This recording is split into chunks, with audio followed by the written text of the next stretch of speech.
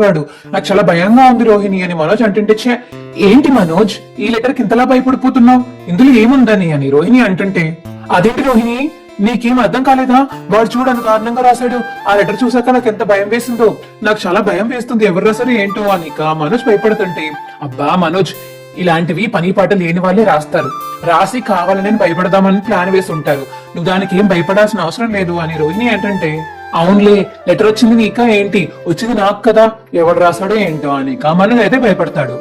అదేంటి మనోజ్ అలా భయపడుతున్నావు నువ్వు అని విద్య అడుగుతుంటే, ఏ నీకు ఎవరైనా ఇప్పుడు లెటర్ ఇచ్చారా, నా ఎక్స్పీరియన్స్ నీకు తెలియడానికి, నా ఫీలింగ్స్ అంత భయంగా ఉన్నాయో నీకేం తెలుసు, నా సిచ్యువేషన్ లో ఉంటే నీకు అర్థమవుతుంది, నువ్వేమీ నా సిచ్యువేషన్ లో లేవు కదా, ఇక మాట్లాడకు అని విద్యతో అంటాడు మనోజ్. అబ్బో మీ ఆయనకి చాలా కోపం ఉంది బద్ధకంతో పాటు అని విద్య అంటుంది. అబ్బా విద్య ఇంకా ఆపుతావా నువ్వు, పదండి మన పని చూసుకుందాము అని లోపలికి వెళ్ళిపోతారు షోరూమ్ లోపలికి. అబ్బాయి లెటర్ ఎవరు రాసాడో ఏంటో, చి ఉన్నవి చాలా అన్నట్టు నాకు మళ్ళీ కొత్తవన్నీ వస్తున్నాయి, ఏంటి దేవుడా ఇది అని మనోజ్ అనుకుంటాడు మనసులో. బాలు అయితే కొత్త కారు కొని బయట నుంచుని మీనాకైతే ఫోన్ చేస్తాడు. చెప్పండి. ఏం లేదు మీనా, బయట కారు కొని రెడీగా ఉన్నాను, ఇంట్లో వాళ్ళందరినీ బయటకు తీసుకునిరా అని బాలు చెప్పడంతో సరేనంటే మీనా అంటుంది. మీనా వస్తూ ఓ పూలదండ కొన్ని పువ్వులు కూడా తీసుకురా, కారుకి డెకరేషన్ చేద్దాము అని బాలు అంటాడు. సరేనండి తీసుకొస్తాను అని మీనా ఫ్రిడ్జ్ తలుపు ఓపెన్ చేసి అందులో ఉన్న పువ్వులు తీసుకెళ్తుంటే, ఎక్కడికే అని అడుగుతుంది ప్రభావతి. అదే అత్తయ్య బయటికి వెళ్ళి మీకే తెలుస్తుంది అని మీనా అంటుంది.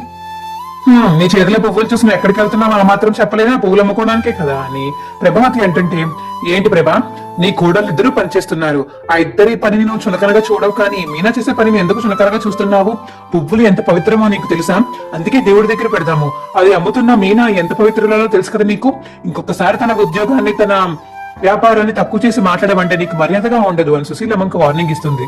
అదమ్మా బాగా ఇచ్చావు, ఇన్ని రోజులు నేనే ఇద్దామనుకున్నాను, నువ్వే బాగా ఇచ్చావు అని చెప్పేసి ఇక సత్యం అయితే సుశీలకు సపోర్ట్ చేస్తాడు. అనండి అందరూ అనండి అని ప్రభావతి అంటుంటే, అనడానికి ఎవరు ఖాళీగా లేరు, నువ్వు అనిపించుకుంటావు, నీ నోట్లో మాటలతో అందరూ నిన్ను రివర్స్ లో అనేలా చేస్తావు, ఆ మాటలు అలా ఉంటాయి నీవి అని సుశీల అంటుంది. ఇక ప్రభావతి ఏం మాట్లాడకుండా సైలెంట్ గా ఉంటుంది. ఏంటమ్మా మీనా ఎక్కడికి వెళ్తున్నావు, నాతో మీరు రండి బామ్మగారు బయటికి ముందు పదండి అని చెప్పి మీనా అంటుంది. ఇంట్లో వాళ్ళందరూ బయటికి వెళ్తారు. కారు చూసి అబ్బా నీ రెండో బెల్లం భలే ఉందిరా అని చెప్పి సుశీలం అంటుంది. అన్నయ్య భలే ఉంది కారు, ఉదయం సెలక్షణ అని రవి అడుగుతుంటే, అవునరా నాకు ఒకటి నచ్చితే మీ ఉదయానికి ఒకటి నచ్చుతుంది కదా అని బాలు అంటే, ఏమండి ఏంటండి అని మీనా అంటుంది. ఊరికే అన్నాను మీనా, ఏం లేదురా మా ఇద్దరికి కారు నచ్చింది అందుకని కారు తీసుకుని వచ్చాను, పోన్లే అన్నయ్య చాలా మంచి పని చేశావు అని రవి అంటాడు. కొంతమంది లాగా మింగేయలేదు నువ్వు కూడా డబ్బుల్ని అని రవి అంటుంటే, అంటే ఏంట్రా ఇప్పుడు నేను మింగేశానన్నా నీ ఉద్దేశం అని ప్రభావతి అంటుంది. నేను నిన్నలేదమ్మా, నువ్వు తీసుకుని నీ పెద్ద కొడుకు ఇస్తావు కదా అందుకని అన్నాను అంతే అని రవి అంటుంటే, అందరికి లోకువైపోయాను కదా బాగా నేను అని ప్రభావతి అంటుంది. తమరు చేసే పనులు అలానే ఉంటాయిలే అని సుశీలమ్మ అంటుంది. అయినా ఇందులో ఏముంది, పెద్ద కార్ చాలా మంచి పని చేసామని వాడు పొగిడేస్తున్నారు, సెకండ్ హ్యాండ్ కారే కదా, నా కొడుకులాగా ఫస్ట్ హ్యాండ్ కార్ ఏం కొనలేదు కదా అని ప్రభావతి అంటుంటే, అబ్బో చెప్పొచ్చింది కొడుకు గురించే మళ్ళీ గొప్పలు, ఆ కారు ఎలా కొన్నాడు, ఆ కారు రోహిణి వాళ్ళ నాన్నగారు ఇచ్చిన డబ్బులతో కొన్నాడు వాడు, అంతేకాని వీడికి లాగా కష్టచిత్తంతో కొనలేదు, ఎవరో అత్తగారు సొమ్ము మీద ఆశపడ్డారని వీడు కూడా ఆశపడతారు అనుకుంటే ఎలాగా, వీడేమీ ఆశపడ్డు, వీడు నా మనవడు అని సుశీలమ్మ అంటుంది. రే ఎలాగో కొత్త కారు వేసుకుని వచ్చావు కాబట్టి బాలు మీ అమ్మ నాన్నని గుడికి తీసుకువెళ్ళి ఇప్పుడే అని సుశీలమ్మ అంటుంటే, ఇప్పుడేంటమ్మా వెళ్ళరా, నిన్నేక చెప్పాను నేను, మీరు ఇలా ఇంట్లో ఉంటే ముఖం చూసుకుని అలా ఉంటారు, బయట తిరిగితే మీరు కూడా కలిసిపోతారు, వెళ్ళండి ఎక్కండి అని సుశీల చెప్పడంతో, ఓహో ఇది బామ్మ ప్లాన్ అన్నమాట అని చెప్పేసి మనసులో అనుకుంటుంది శృతి. ఇక మీనా వెనకాల సీట్లో ఎక్కుతుంటే, అమ్మ మీనా వెనకాల ఎక్కు, రే సత్యం నువ్వు వెనకాల ఎక్కు, ప్రభావతి పక్కన కూర్చో, అమ్మ మీనా నువ్వు బాలో దగ్గర కూర్చో ఫ్రంట్ సీట్ లో అని సుశీలమ్మ చెప్పడంతో, చూసావా గ్రాని ఎంత మంచి ఐడియా వేసిందో అని శృతి అంటుంటే, ఏంటి ఏం ఐడియా, ఇందులో నీకేం అర్థమైంది అని రవి అంటాడు. అబ్బా ట్యూబ్ లైట్ చూడు, అంకుల్ ఆంటీ కలవాలని వెనకాల పక్క పక్కన కూర్చోబెట్టింది బామ్మ, అందుకని మీనా వెనకాల కూర్చోకుండా ఆపి ఫ్రంట్ సీట్ లో కూర్చోమంది, అంకుల్ ని బ్యాక్ సీట్ లో కూర్చోమంది, గ్రాని నీకు ఆ మాత్రం అర్థం కావట్లేదు రవి అని శృతి అంటుంటే, అవునా ఇందులో ఎంత అర్థం ఉందా, నీకు భలే అర్థమవుతాయి శృతి అని రవి అంటుంటే, అన్రొమాంటిక్ ఫెల్లో అని చెప్పేసి శృతి అంటుంది. ఇక బయలుదేరి లేట్ అవుతుంది ఇప్పటికే సుశీలమ్మ అండం తోటి. ఇక బాలు అయితే కార్ స్టార్ట్ చేసి వెళ్తాడు. రే అర్థమైంది కదా అని సుశీలమ్మ కనుకొడుతుంది ఇక బాలుకి. ఏంటి అని చెప్పేసి బాలు అయితే తికమక్కగా ఆలోచిస్తూ ఉంటే, నేను చెప్తానండి బామ్మ మీరేం భయపడకండి అని పక్క నుంచి మీనా అంటుంది. సరే అమ్మా నీకు అర్థమైతే చాలే అని సుశీలమ్మ అంటుంది.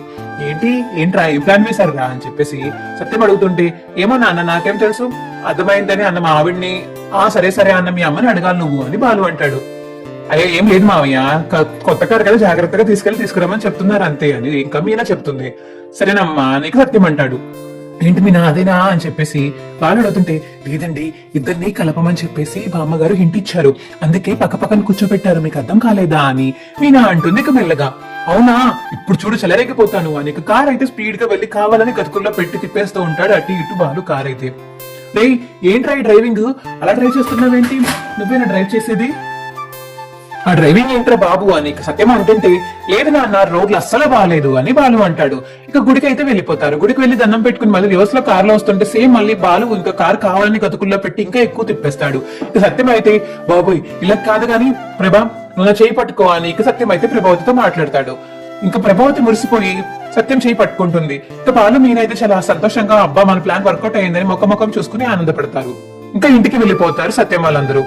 ఇక ఇంటికి వెళ్ళాక సత్యంకి దాహం వేసి, ప్రభా నాకు నీ మంచిలో తేవా అని సత్యం చెప్పడంతో ఇక అమ్మో అని చెప్పేసి ఇంట్లో వాళ్ళందరూ హ్యాపీగా ఫీల్ అవుతారు. ప్రభావతి ఏమో లోపలికి వెళ్లి నీళ్ళు తీసుకుని సత్యంకి ఇస్తుంది.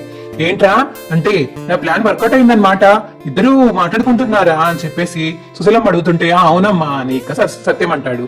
ఓన్లీ నాకు కావాల్సింది కూడా అదే, మీరు సుఖంగా సంతోషంగా ఉంటే నాకు అదే చాలు, ఇంకేం వద్దు అని సుశీల అంటుంది.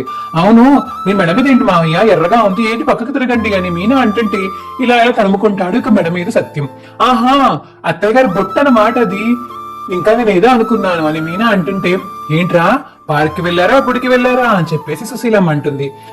ఊరుకోండి అత్తయ్య, మేము గుడికి వెళ్ళాము, దారిలో రోడ్లు బాగాలేదు, వీడు ఎలా పడతాను నడిపడి వెదవ, అందుకని అటు ఇటు అయ్యి నా బొట్టు ఆయన మెడ మీద అంటుకుంది అంతే, ఏం జరగలేదు అని ప్రభావతి అంటుంది.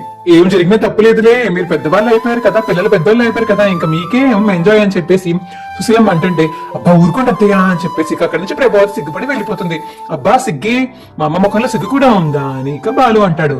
రే మీ అమ్మ ఆడపిల్ల కదా సిగ్గుపడదా, ఏంట్రా నువ్వు అని సుశీలమ్మ అంటుంది. ఏమో ఇప్పుడు గియ్యాలి కంపలాగా మా ఆవిడ మీద పడిపోయే ప్రభావతిని చూశాను, కానీ ఇలా సిగ్గుపడే ప్రభావతి యాంగిల్ ఉందని అనుకోలేదు బామ్మ అని ఇక బాలు అంటాడు. సరే అందరూ కలిసిపోయారు కాబట్టి నాకు చాలా సంతోషంగా ఉందని సుశీలమ్మ అంటుంది. ఇక మనోజ్ రోహిణి అప్పుడే ఇంటికి వస్తారు. ఏంటి అందరు చాలా హ్యాపీగా ఉన్నారు, ఏమైంది అని రోహిణి అడుగుతుంటే, అమ్మా నాన్న కలిసిపోయారు అని రవి అంటాడు. అవునా చాలా సంతోషంగా ఉంది నాకు కూడా అని ఇక మనోజ్ రోహిణి ఇద్దరు ఆనందపడతారు. ఇక ఎవరి రూమ్ లోకి వాళ్ళు వెళ్ళిపోతారు. అందరూ తినేసి పడుకుంటారు. మనోజ్ మాత్రం పడుకోకుండా లెటర్ గురించి ఆలోచిస్తూ ఉంటాడు.